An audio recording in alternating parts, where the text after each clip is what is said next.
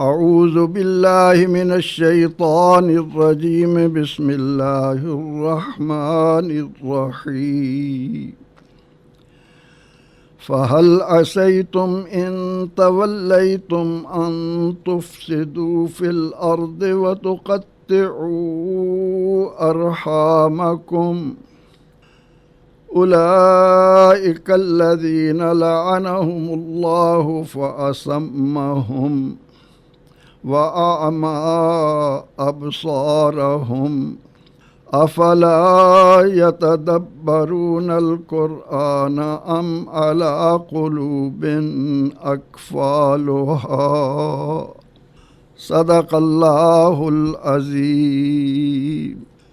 ان تلاوت کی گئی آیات مبارکہ کے بعض کلمات کے معنی یہ ہیں۔ تولیتم، اس کے معنی ہیں ولایت الامور، یعنی تمہیں اقتدار مل جائے۔ تفسدو، تم فساد برپا کرو گے۔ تقطعو کے معنی ہیں کاٹو گے، منقطع کرو گے۔ ارحام رحم کی جمع ہے، معنی ہیں رشتہ دار۔ فاصمہم، اس کے معنی ہیں انہیں بہرا بنا دیا۔ اعمیٰ کے معنی ہیں اندھا کر دیا۔ یتدبرون، یہ مصدر التدبر سے فعل مضارع ہے، اس کے معنی ہیں کسی چیز کے انجام و نتائج میں غور و فکر کرنا۔ اقفال، کفل کی جمع ہے، معنی ہے تالے۔ ان آیات کا ترجمہ یہ ہے، تو کیا تم اس حد تک پہنچ چکے ہو کہ اگر تمہیں حکومت ملے تو زمین میں فساد برپا کرو گے اور اپنی رشتہ داریاں توڑ ڈالو گے؟ یہی وہ لوگ ہیں کہ اللہ نے ان پر لعنت کی ہے، انہیں بہرا کر دیا اور ان کی آنکھیں اندھی کر دیں۔ تو کیا یہ لوگ قرآن میں غور و فکر نہیں کرتے یا ان کے دلوں پر تالے پڑ چکے ہیں؟ ان سے ماقبل کی آیات میں بتایا گیا کہ جہاد اہل ایمان اور منافقین میں فرق کر دیتا ہے۔ جہاد میں بزدلی دکھانا گناہ عظیم ہے اور ثابت قدمی کامیابی ہے۔ اب ان آیات میں واضح کیا جا رہا ہے کہ حکومت مل جانے کے بعد اہل ایمان کی بھلائی سے غفلت برتنا اللہ کی لعنت کا مستحق بننا ہے۔ ہمیں معلوم ہونا چاہیے کہ جب کوئی بندہ ایمان قبول کرتا ہے تو ان اللہ اشتری من المؤمنین انفسہم واموالہم بان لہم الجنہ، وہ جنت کے بدلے اپنی جان و مال اللہ کے ہاں بیچ دیتا ہے۔ مشرکین و کفار نے ابتدائی اسلام میں مسلمانوں پر جو ظلم و بربریت کے پہاڑ توڑے وہ کسی سے مخفی نہیں۔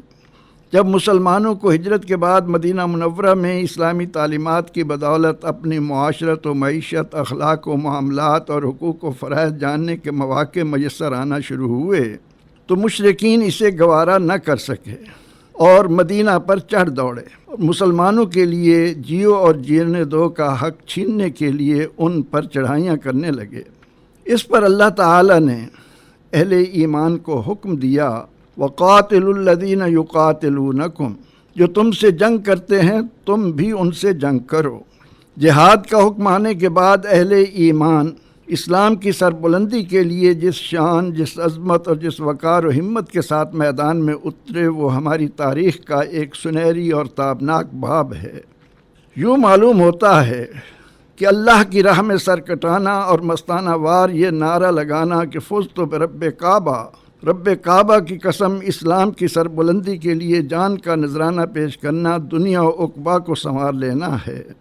مگر طبائع کے اختلاف کی بدولت دنیاوی زندگی کی لذتوں کے حریص چند لوگ منافقت کی راہ پر چل پڑے اور مدینہ منورہ میں عبداللہ بن ابی کی قیادت میں ایک گروہ منافقوں کا بھی تیار ہو گیا، جو غزوہ احد کے موقع پر ظاہر بھی ہوا۔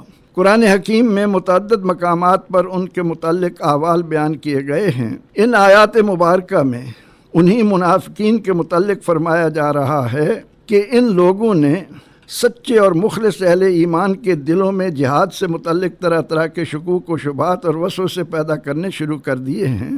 انہیں مخاطب کر کے فرمایا جا رہا ہے کہ اگر ایسے مواقع پیدا ہوں کہ ان منافقین کو زمام اقتدار مل جائے تو پھر یہ بھلائی کے کاموں کی بجائے زمین میں فتنہ و فساد پیدا کرنے کا سبب بن جائیں گے۔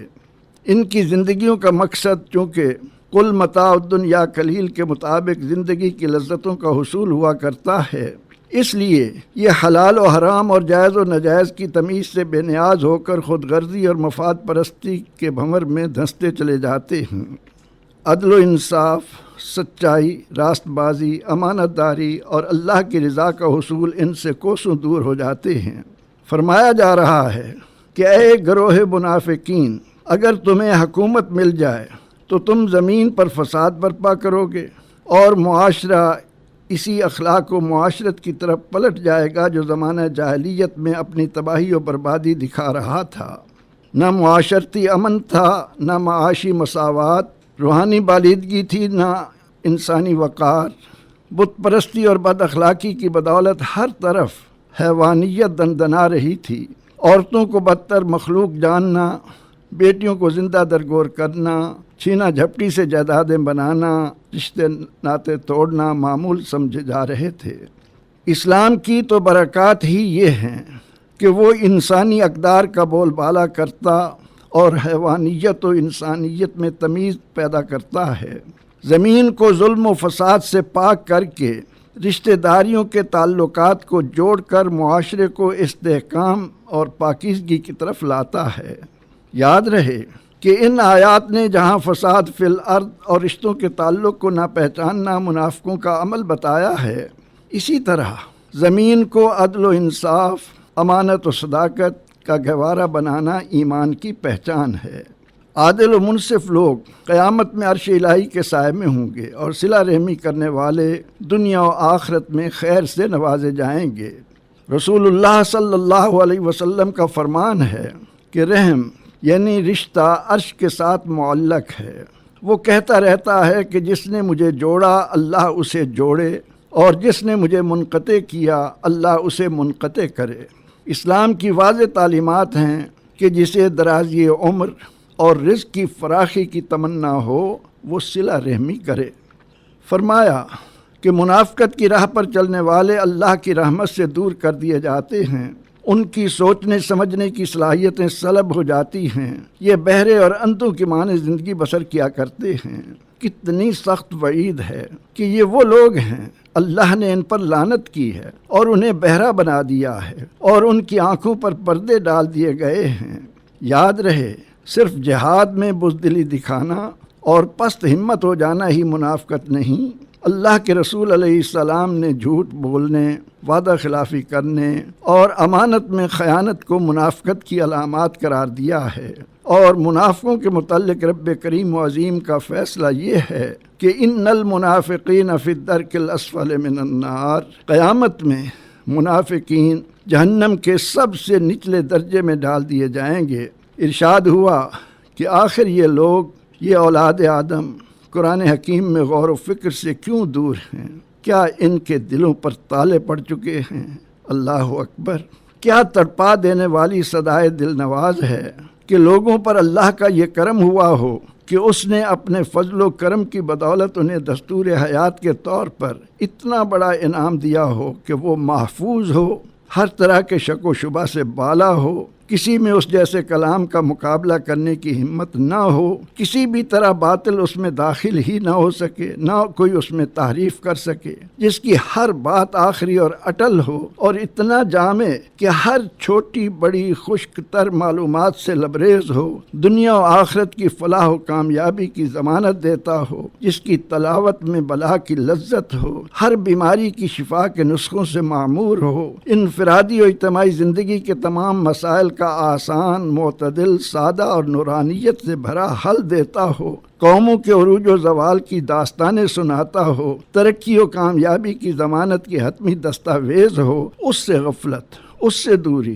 اس سے ناانصافی، اسے غلافوں میں لپیٹ کر ایک طرف بلند جگہ پر رکھ دینا یا اسے صرف مردوں کو ثواب پہنچانے کی غرض سے دوسروں سے پڑھوا لینا، دلہن کی رخصتی کے وقت اس پر اس کا سایہ کرنا یا جھوٹی قسموں کے لیے عدالت میں اس کی بے توقیری کرنا، اس سے بڑھ کر کسی قوم یا فرد کی مردہ دلی کی پہچان اور کیا ہوگی؟ اے اللہ رحمان و رحیم، قرآن حکیم کے ضمن میں آنکھوں پر پڑے پردے اور دلوں پر لگے تالے ہٹانے اور کھول دینے کی ہمیں توفیق عطا کر، اور منافقت کے گڑھوں سے ہمیں نکلنے کے قابل بنا۔ آمین وآخر دعوانا ان الحمد للہ رب العالمین.